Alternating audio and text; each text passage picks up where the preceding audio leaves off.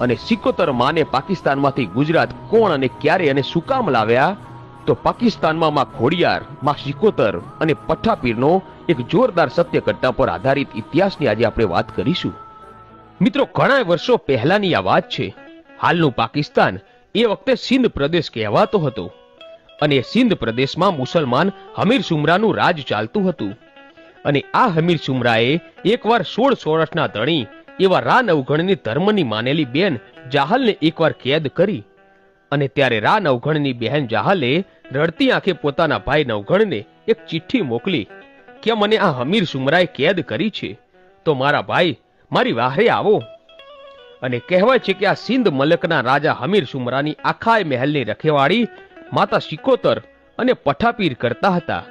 અને તેથી હમીર સુમરો એટલો શક્તિશાળી બની ગયેલો કે કોઈ રાજા એને હરાવી નહોતું શકતું.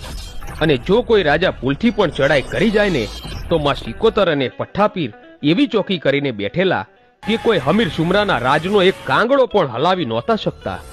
અને ગમે તેવો રાજા હારીને પાછો ફરતો. પણ જે દિવસે રા નવઘણ પોતાની બહેન જહાલને છોડાવવા માટે ગયો અને તે દિવસે મામડિયા ચારણની શ્રી ખોડિયાર માને એના ભાલા ઉપર બેસાડીને લઈ ગયો. અને કહેવાય છે કે રાવ નવઘણ પોતાની ફોજ લઈને સિંધમાં જવા નીકળ્યો. અને સિંધોઈ નદીને પાસે પહોંચ્યો ત્યારે દૂરથી હમીર સુમરાના ગઢના કાંગડે બેઠેલી માં સિકોતર અને પઠ્ઠાપીર માં ખોડિયારને જોઈ ગયા.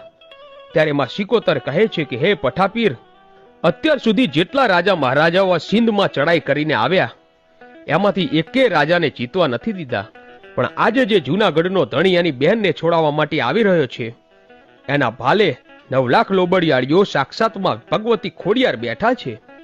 અને હે પઠ્ઠાપીર, જેમ માણસ માણસનો સગો હોય ને, એમ દેવ દેવનો સગો હોય. અને આજે આ જૂનાગઢનો ધણી જૂનાગઢથી એની ખોડિયારને લઈને આવ્યો છે, તો એની ખોડિયાર આપણી પાસે આવશે અને આપણને કંઈ કહેશે તો આપણે શું જવાબ આપીશું? અને આમ સિકોતર અને પઠ્ઠાપીર વાતો કરી રહ્યા હોય છે. અને આ બાજુ સામે સિંધોઈ નદીને કાંઠે રા નવઘણે પોતાનો પડાવ નાખ્યો